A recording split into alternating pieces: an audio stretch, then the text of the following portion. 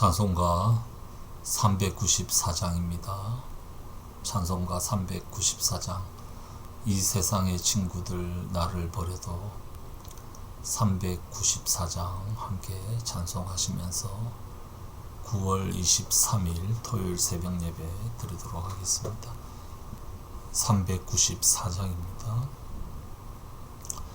이 세상의 친구들 나를 버려도 나를 사랑하느니 예수뿐일세. 예수 내 친구 날 버리지 않네. 온 천지는 변해도 날 버리지 않네. 검은 구름 덮이고 광풍이 일어도 예수 나의 힘 되니 겁낼 것 없네. 예수 내 친구 날 버리지 않네. 온 천지는 변해도 날 버리지 않네. 괴로운 일 당해도 낙심 말아라.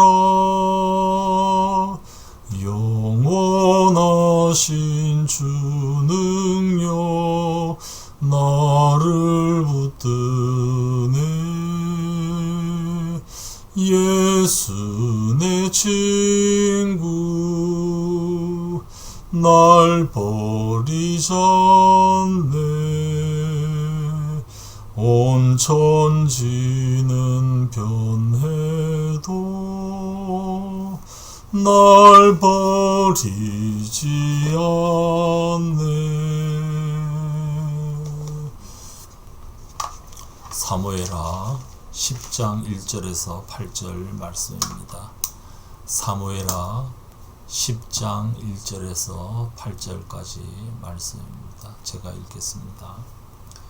그 뒤에 암몬 사람의 왕이 죽고 그의 아들 하눈이 그를 이어서 왕이 되었다. 다윗은 하눈의 아버지 나하스가 나에게 은혜를 베풀었으니 나도 나하스의 아들 하눈에게 은혜를 베풀어야겠다 하고서 신하들을 보내어 고인에게 조의를 표하게 하였다. 그래서 다윗의 신하들이 암몬 사람의 땅에 이르렀다.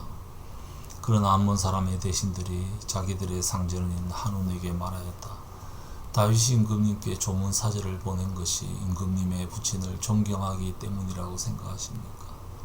오히려 이 도성을 두루 살피고 정탐하여 함락시키려고 다윗이 임금님께 자기의 신하들을 보낸 것이 아닙니까?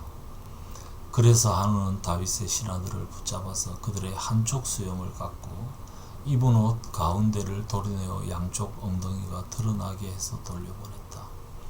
사람들은 이 일을 다윗에게 알렸다. 조문사절이 너무나도 수치스러운 일을 당하였으므로 다윗 왕은 사람을 보내어 그들을 맞으며 수염이 다시 자랄 때까지 여러 개에 머물러 있다가 수염이 다 자란 다음에 돌아오라고 하였다. 암몬 사람들은 자기들이 다윗에게 미움을 사게 된 줄을 알았다. 암몬 사람들은 사람을 보내어서 벨루옵의 시리아 사람과 소바의 시리아 사람에게서 보병 20,000명과 마아가의 왕에게서 1,000명과 돕 사람들에게서 12,000명을 용병으로 고용하였다. 다윗은 이 소식을 듣고 요압에게 전투부대를 맡겨서 출동시켰다. 암몬 사람도 나와서 성문 앞에서 전열을 갖추었으며 소바와 르홉의 시리아 사람들과 돕과 마아가의 용병들도 각각 들녘에서 전열을 갖추었다. 오늘 이 말씀 가운데는 여러 시각으로 어느 쪽 시각으로 이 사건을 보느냐 우리가 다방면으로 보면서 좀 지혜를 얻을 수 있는 그런 내용들이 있는 것 같습니다.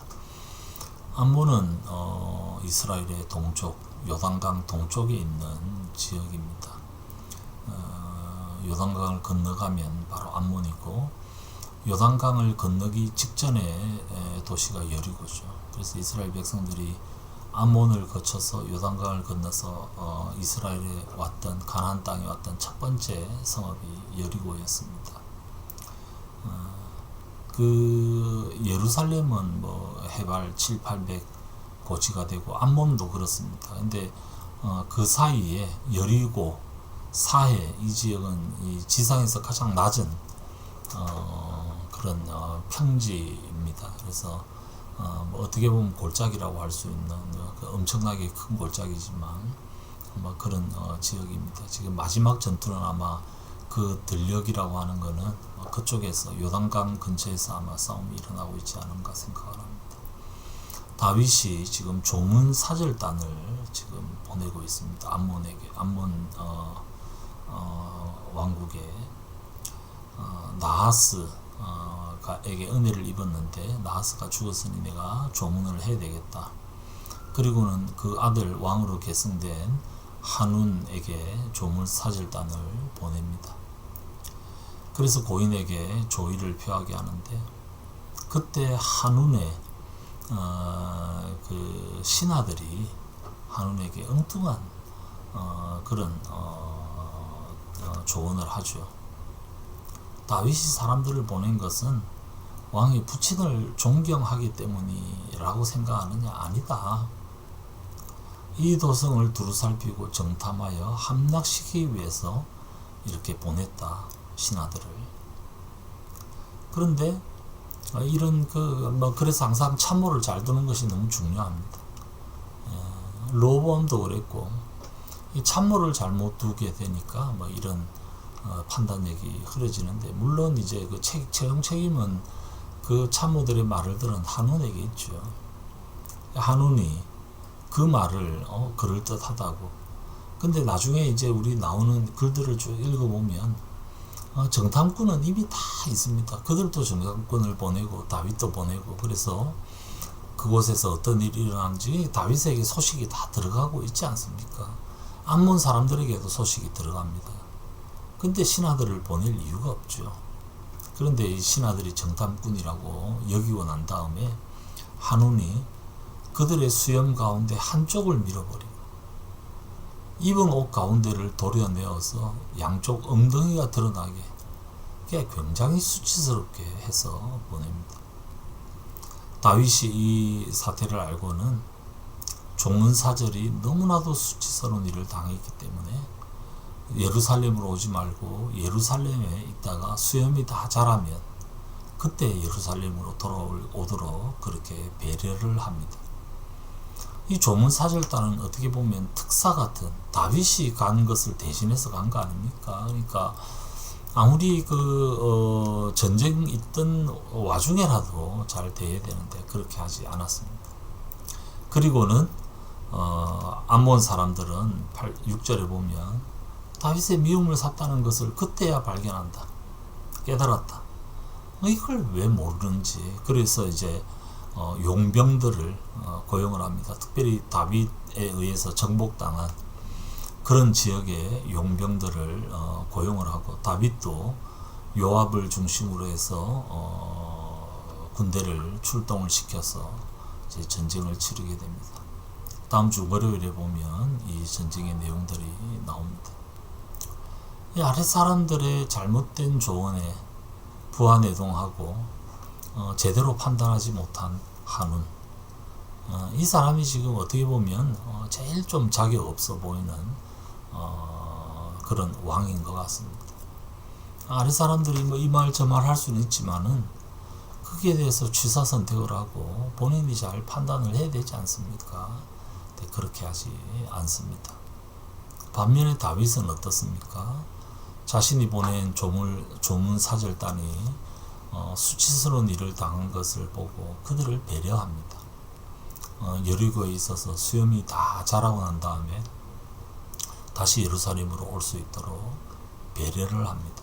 여기에 지금 두 왕의 차이가 존재하는 것 같습니다. 한쪽은 그야말로 천둥벌거숭이처럼 제대로 판단하지 못하고 엉뚱하게 판단하고, 그래서 이 매를 부르는 그런 스타일이고, 또 한쪽은 이 조문사절단은 자기가 얼마나 신뢰하는 사람들이었겠습니까? 이 사람들을 배려하고, 그 사람들이 여리고에서 수염이 자라는 동안에 이 다윗의 배려에 대해서 깊이 감사하면서 돌아오고 난 다음에 더 충성하지 않았겠습니까? 그렇게 사람을 잘 배려하는 그런 두 종류의 왕직을 수행하는 모습이 나오고 있습니다. 우리가 왕은 아니라도 우리도 수많은 조언을 듣고 판단을 해야 될 때가 있고, 여러 사태가 일어났을 때 그것을 처리하는 방법들이 있습니다. 어떻게 하고 있는가? 엉뚱한 소리를 듣고 앞으로 일어날 일들을 예측하지 못하고 그렇게 엉뚱한 판단과 엉뚱하게 해서 사서 고생하고 있지 않은지, 혹은 사람을 잘 배려하고 사람을 잘 존중하는 그 수치심을 가려주는 그런 결정을 하고 있는지, 우리의 모습을 돌아보면서 우리 일상 가운데 우리가 관계하는 사람들과의 관계 속에서 정말 사람을 잘 배려하고 그 사람의 수치스러움을 덮어주고 시간을 주고 해서 그 사람들의 마음을 얻는 그런 일들을 잘 감당하는 지혜로운 우리 모두가 되시기를 주님의 이름으로 축복합니다. 같이 기도하겠습니다. 아버지 하나님, 오늘 사건을 통하여 또 저희들이 지혜를 얻습니다. 많은 말들이 들려올 때 먹어야 될 것과 버려야 될 것을 잘 분간하는, 선악을 분별하는 지혜를 가질 수 있도록 도와주시옵시고, 다음을 생각하지 못한 엉뚱한 결정들을 하지 않도록 도와주시고, 특별히 어려운 사람들, 또 아픈 사람들 잘 배려하며 그들의 수치심을 잘 가려주고 덮어줌으로 그 사람들의 마음을 얻는 그런 지도자, 그런 관계를 잘 맺을 수 있도록 도와주시옵소서. 우리 일상 가운데 이런 지혜를 가지고, 말씀의 지혜를 가지고 사람들과 잘 관계할 수 있도록 도와주시옵소서. 이 아침에 기도로 모인 주의 백성들에게 은혜 다하시며, 기도 가운데 하나님과 깊은 교제 나누는 하나님의 지혜를 얻는 복된 시간 되게 도와주시옵소서. 주 예수님 이름으로 기도드리옵나이다. 자유롭게 기도하시겠습니다.